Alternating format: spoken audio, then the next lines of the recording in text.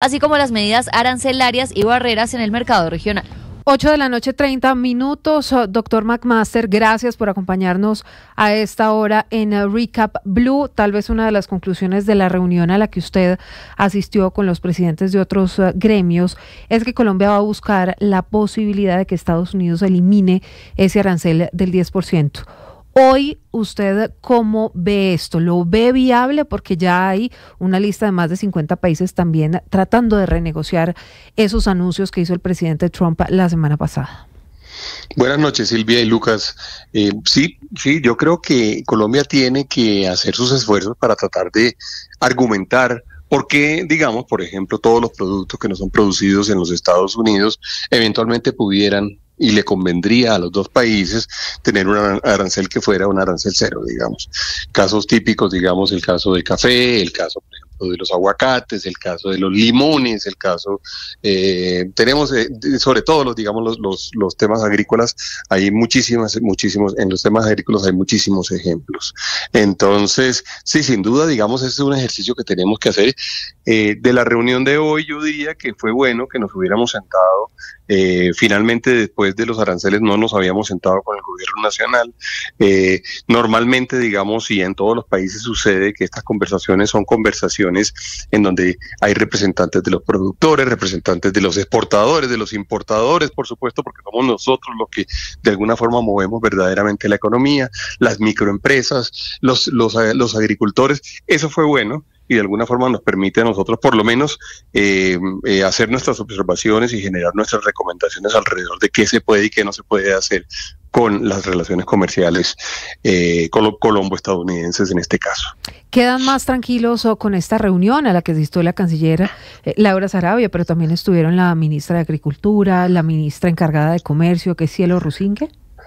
No, pues no diría que tranquilos, porque realmente la situación es muy compleja. Lo que tenemos en este momento es como la voluntad de trabajar, porque yo no tengo la menor duda y lo han dicho pues la mayoría de los analistas internacionales, lo repiten todo el tiempo, lo que está sucediendo en este momento es quizás lo más delicado que haya sucedido por muchos años en el mundo del comercio internacional y por supuesto en el tema de la economía. Vimos los indicadores, hemos visto los indicadores más importantes, por ejemplo, de las bolsas de valores norteamericanas, la bolsa europea, inclusive en Colombia hemos tenido algunos efectos también que no son, digamos, realmente halagüeños, y tenemos sí que tener, digamos, creo yo, la posibilidad de sentarnos para construir estrategias, para pensar entre todos, para definir cómo vamos a actuar, para serenamente además hacer propuestas y saber realmente que estamos en este momento en una situación en la cual, digamos, requerimos no solamente como de la voluntad de todo el mundo trabajando, sino además también de la sabiduría de todo el mundo que alrededor de poder proteger la economía colombiana. Doctor McMaster, cuando le íbamos a dar paso y estábamos contando lo que pasó hoy en esa reunión en la Cancillería, le decía yo a Silvia que yo creo que uno no podría decir que a Colombia le fue bien, pero tal vez uno sí podría decir que no nos fue tan mal. Finalmente, este arancel se le impuso a todo el vecindario, a gobiernos aliados del presidente Trump como Argentina y como El Salvador, a gobiernos no tan aliados, pero finalmente ustedes comparten esto, que de pronto no nos fue tan mal y finalmente, pues sí es una situación crítica, como usted lo dice, mercados en rojo hemos visto desde el viernes en todo el mundo, pero de pronto aquí la cosa no está tan complicada como en otros lados. Lucas, yo oí cuando usted lo dijo, coincido con lo que usted está mencionando.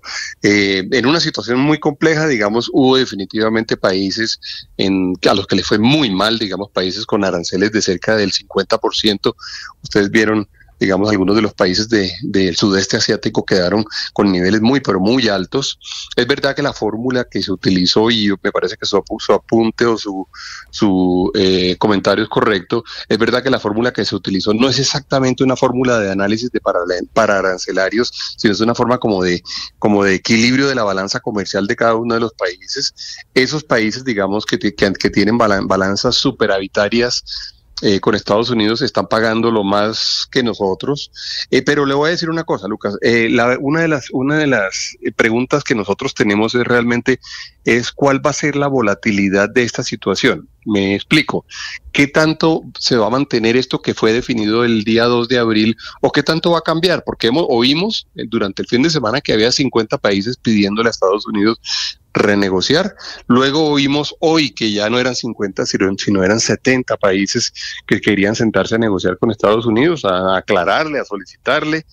También en su momento el presidente Trump, no sé si ustedes lo recuerdan, en una de sus alocuciones dijo: sé que me van a llamar muchos presidentes, pero les digo, no me llamen, que esto no va a cambiar, y esa posición ha cambiado un poco a lo largo de estos días.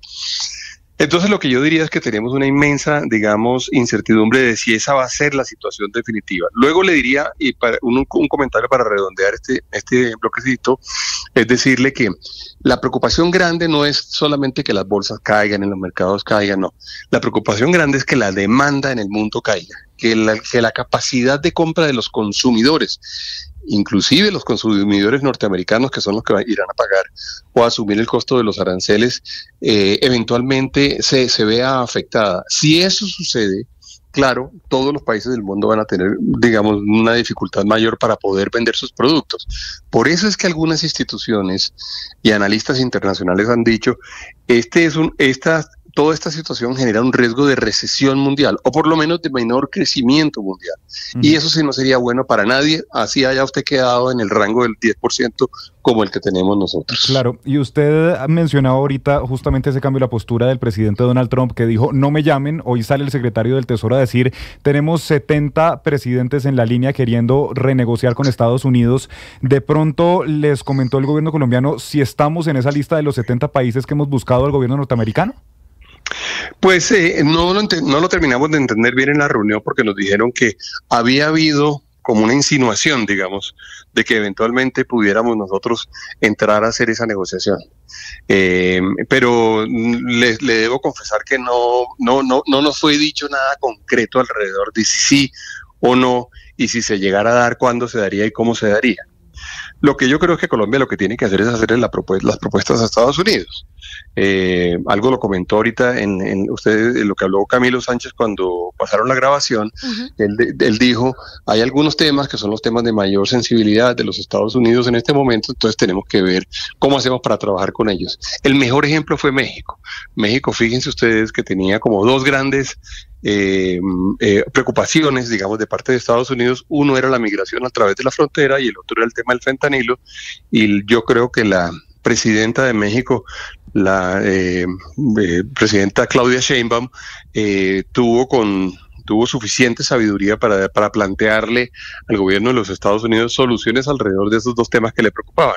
En el caso de Colombia se habla también de migración, por supuesto, y eso de alguna forma pues está cambiando en la medida en que cambie México, pues cambia el resto del mundo, o el resto de América Latina por lo menos, y están los temas, sí, sin duda, de la presencia de productos chinos o de componentes, digamos, chinos, o de eventualmente alianzas con China que generen preocupación, digamos, para los Estados Unidos, como por ejemplo cuando se habló de que Colombia podía ser parte de la ruta de la seda, o que Colombia eventualmente podía utilizar el puerto peruano de Chancay para hacer un comercio triangulado. Eso, por ejemplo, es sin duda alguna un irritante.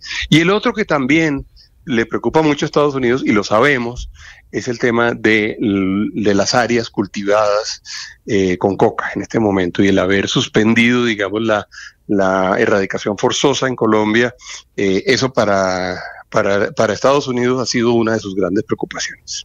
Doctor McMaster, usted mencionaba a la presidenta de México, Claudia Sheinbaum. Ella apenas, el presidente Trump hizo los anuncios sobre 25% de aranceles sobre México y Canadá, se metió de lleno para intentar resolver el problema. ¿A ustedes les hace falta reunirse con el presidente Gustavo Petro? ¿Es necesaria una interlocución con el presidente para intentar enfrentar y resolver las consecuencias que van a traer estos aranceles para tantos sectores de la economía colombiana? Es que de hecho, Silvia, perdóneme, doctor McMaster, cuando se conocen los primeros aranceles hace más o menos 2 meses, que eran solo para México y Canadá, hay un video ese fin de semana donde aparece la presidenta Sheinbaum junto a su gabinete y también al sector privado, junto a los gremios, justamente diciendo, aquí estamos en esto y vamos a salir de esto juntos como país. Es que eso es lo razonable, Silvia y Lucas. Eso es lo razonable. Lo razonable es que todos entendamos que, por supuesto, el país no es solo gobierno, así como el país tampoco es solo sector productivo. El país es el conjunto de todos nosotros. En México lo entendieron bien y en México unieron fuerzas para tratar justamente de mitigar y de morigerar de alguna forma, digamos, los potenciales efectos que pudiera producir sobre México, eventualmente una situación sobre la cual ellos no tuvieran control o que los afectara demasiado. Yo no tengo la menor duda de que uno de los grandes, yo diría, pendientes que tenemos en este momento es que podamos tener una conversación amplia y fluida no solamente como tuvimos hoy con la canciller y con la ministra de Agricultura y con la ministra encargada de Comercio, que está muy bien y que se tienen que dar, sino con el gobierno como un todo y que el gobierno además actúe consecuentemente.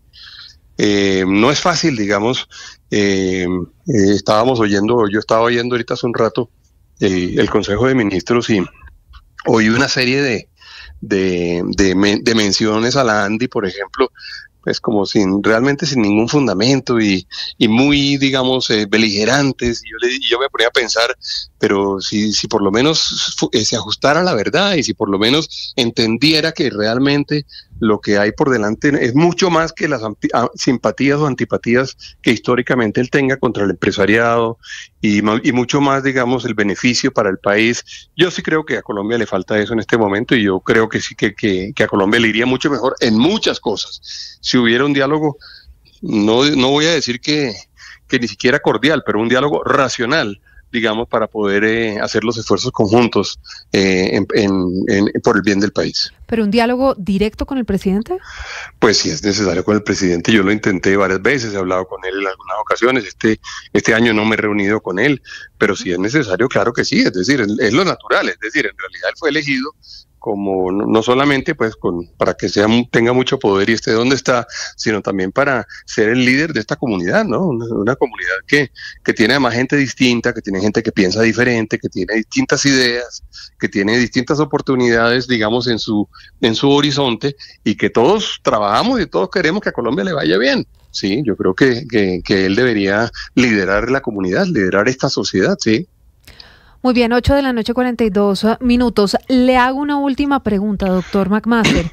Sí. Hace un mes o un poco más salió Luis Carlos Reyes del Ministerio de Comercio y desde entonces está Cielo Rusinque, que también es superintendente de Industria y Comercio. ¿Usted cree hoy que hace falta un ministro en propiedad, sobre todo para enfrentar esta situación que está viviendo el país? Pues yo creo dos cosas. Yo creo que cada uno de esos dos cargos es un cargo muy exigente. Ser superintendente, me imagino yo, cuando ella solamente era superintendente, estaba muy ocupada. También hemos visto a los ministros de Comercio estar muy ocupados. Entonces, una persona realmente no creo que tenga las capacidades de hacer bien las dos cosas al tiempo, sin sacrificarlas. Luego también creo que vale mucho la pena también tener personas con profundo conocimiento, no solamente del comercio internacional, de la geoeconomía, de las prácticas, de los tratados, de libre comercio. Yo creo que vale la pena, digamos, tener gente muy experta en cada tema. Yo debo decir, el doctor Umaña era un experto en comercio exterior. Él había trabajado toda su vida, inclusive había sido presidente de la Cámara Colombo-Venezolana muchos años. Uh-huh. Teníamos unas diferencias ideológicas, pero que eran además, quiero decir, amablemente debatidas siempre, porque con él siempre se podía hacer eso, pero era una persona experta en comercio exterior. Entonces, a mí me parece que es la oportunidad de tener una persona muy buena al frente de eso y por lo menos, digamos, poder liberarle el tiempo a la doctora Rusinque, que está ocupando dos cargos que son inmensamente exigentes. ¿Algún mensaje final para el presidente Gustavo Petro desde la ANDI y de usted como presidente, que además ha tenido tantas tensiones con el presidente Gustavo Petro? Sí. Ahora el presidente estaba diciendo en el Consejo de Ministros que nosotros hemos participado en los debates en el Congreso y que eso está mal hecho. Yo de verdad le quiero decir de dónde acá resulta que los ciudadanos no tienen derecho a ir al Congreso, a exponer sus posiciones, a presentarle proposiciones a los congresistas a ver si están de acuerdo con ellas o no están de acuerdo, y él ha decidido, digamos, en los últimos días ponernos a nosotros en el foco como si fuéramos delincuentes alrededor del trabajo que hacemos nosotros de representación y vocería, y creo que se equivoca, porque además es un trabajo que está inclusive protegido por la Constitución. En el artículo 39 de la Constitución dice exactamente qué pueden hacer los gremios y cómo los gremios además tienen protección constitucional, porque representan a mucha gente que individualmente probablemente no puede ni alzar su voz ni hacerse oír. Entonces que no vale la pena que él insista en eso, porque le queremos decir que estamos completamente convencidos de que hacemos nuestra función de acuerdo con lo que la Constitución nos permite y de acuerdo con lo que la Constitución ha definido en términos de los derechos de asociación para los empresarios de Colombia. Doctor McMaster, gracias por esta entrevista con Recap Blue, hablando sobre aranceles, sobre economía y por supuesto el futuro de los gremios. Feliz noche. Gracias, Silvia, gracias, Lucas, y a todos los oyentes. Son las 8 de la noche, 45 minutos, un tema muy importante que afecta a millones